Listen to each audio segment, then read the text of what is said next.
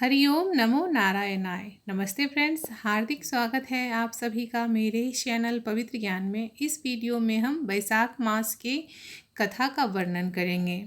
किसी नगर में एक राजा रहा करता था। वह बड़ा धर्मात्मा और पुण्य आत्मा था, परंतु उसके कोई संतान नहीं था।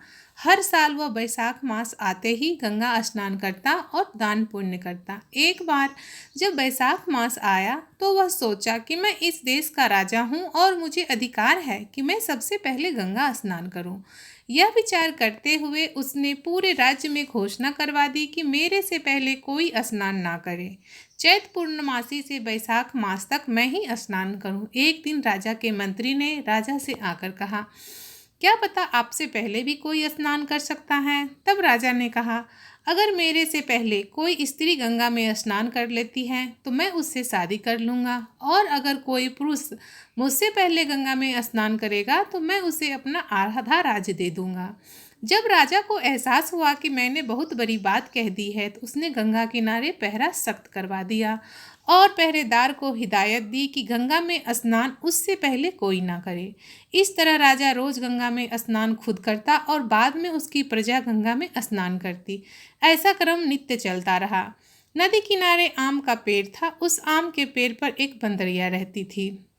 वह पिछले जन्म के स्मृति के कारण भगवान विष्णु को प्रसन्न करने में लगी रहती थी।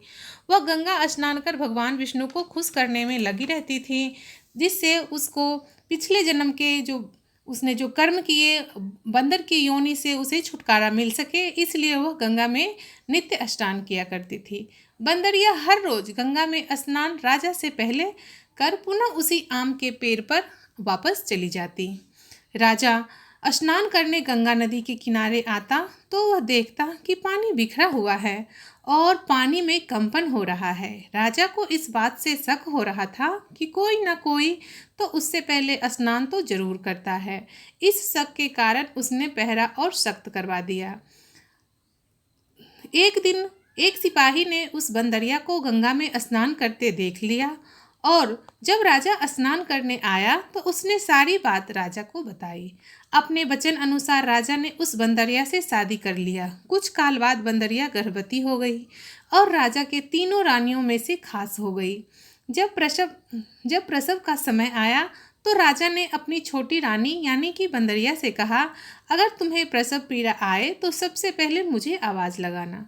छोटी रानी बोली, ऐसा कैसे हो सकता है। राजा ने दूत को बुलाया और छोटी रानी के कमरे में बड़ी सी घंटी लगवा दिया और राजा बोला, हे रानी, जब तुमको प्रसव पीड़ा आए तो इस घंटी को बजा देना। मैं समझ जाऊंगा कि तुम्हें मेरी ज़रूरत है। जब राजा को यह बात तीनों रानियों को पता चला तो वह तीनों रानियां छोटी रानी के पास आई और बोली, यह घंटी के बारे में पूछी और उसका हाल समाचार भी पूछने लगी। छोटी रानी ने सारी बात बता दी। तब तीनों रानियों ने छोटी रानी की बात पर हंसने लगी और कहने लगी, जरा इसे बजाकर तो देखो, हम भी देखें राजा आते हैं कि नहीं। छोटी रानी ने उसे जैसे ही बजाया, राजा दौड़ कर आए। राजा ने जब कारण पूछा तो तीनों रानियां बोलने लगी, ये तो बांदरी है महाराज, इसके बातों का क्या भरोसा। आप घंटी हटवा दीजिए, हम तीनों इसका ख्याल रखने के लिए तैयार हैं। तीनों रानियों की बात सुनकर राजा ने घंटी वहां से हटवा दिया। जब प्रसव का समय आया तो छोटी रानियों ने अन्य रानियों से पूछा कि मैं क्या करूं। तब तीनों रानियां बोली कि तुम आंख में पट्टी बांधकर लेट जाओ। छोटी रानी ने वैसा ही किया। भगवान मधुसूदन की कृपा से उसे एक सुंदर पुत्र हुआ। उस बच्चे को देख तीनों रानियां जल भून गई और एक दासी को बुलाकर उसे बच्चों को गंगा नदी में फेंकने को आदेश दिया, परंतु दासी ने यह बच्चा फेंका नहीं और उससे फेंका नहीं गया और वह कुम्हार के बर्तन में रखकर वापस चली आई। जब कुम्हार ने यह बच्चा देखा तो बहुत खुश हुआ और कुम्हार के साथ कुम्हारनी भी उस बच्चे का लालन पालन करने लगी। अब लड़का बड़ा हुआ। जब लड़का बड़ा हुआ तो वैसे किसी भी तरह पता चल गया और वह सारी बात कुम्हारन को कहने गया। कुम्हारन बोली, जरूर तुम कोई उच्च कुल के हो, यह तो बात मुझे पहले से ही मालूम था, क्योंकि जब तुम मुझे मिले थे तो तुम बहुत ही मनोहर कपड़े में लिपटे हुए थे। अपनी माँ की तरह वह लड़का भी गंगा स्नान करता और वह मधुसूदन पर विश्वास करता और उसे भगवान विष्णु पर विश्वास था कि एक दिन सब ठीक हो जाएगा। एक दिन वह मिट्टी के हाथी घोड़ों को लेकर नदी के किनारे गया। जब वह दासी वहां पानी भरने आई तो राजा के लड़के ने कहा, इस हाथी और घोड़े को पानी पिलाओ। तब दासी बोली, तुम मूर्ख हो जो इस मिट्टी के हाथी और घोड़े को पानी पिलाने को बोलते हो। तब राजा के लड़के ने कहा, मूर्ख मैं नहीं, मूर्ख राजा है जो उसने यह मान लिया कि बांदरी से एक पत्थर पैदा हुआ। तब दासी ने सारा बात राजा को बताया। राजा ने तीनों रानियों से पूछा तो उसने कहा, बांदरी से तो पत्थर ही पैदा हुआ था। राजा को अपनी तीनों रानियों पर पूर्ण विश्वास था। इस पर राजा ने गुस्से में आकर लड़के को देश निकाल दिया। उधर जंगल में रहते हुए लड़के ने राजा को सबक सिखाने को ठानी। वह जंगल में एक मटके में पानी भर पीपल के नीचे अग्नि जलाकर पीपल पेड़ के नीचे बैठ गया। जब जंगल में मंत्रियों और राज दरबारियों की कन्या वहां विहार करने आई तो उसे बहुत जोर से प्यास लगा। वह राजा के लड़के से पानी मांगी तो उसने कहा, मैं जैसा कहता हूँ वैसा ही करना। मैं इस पीपल के इर्द गिर्द घूमूंगा, मेरे साथ तुम्हें भी घूमना है।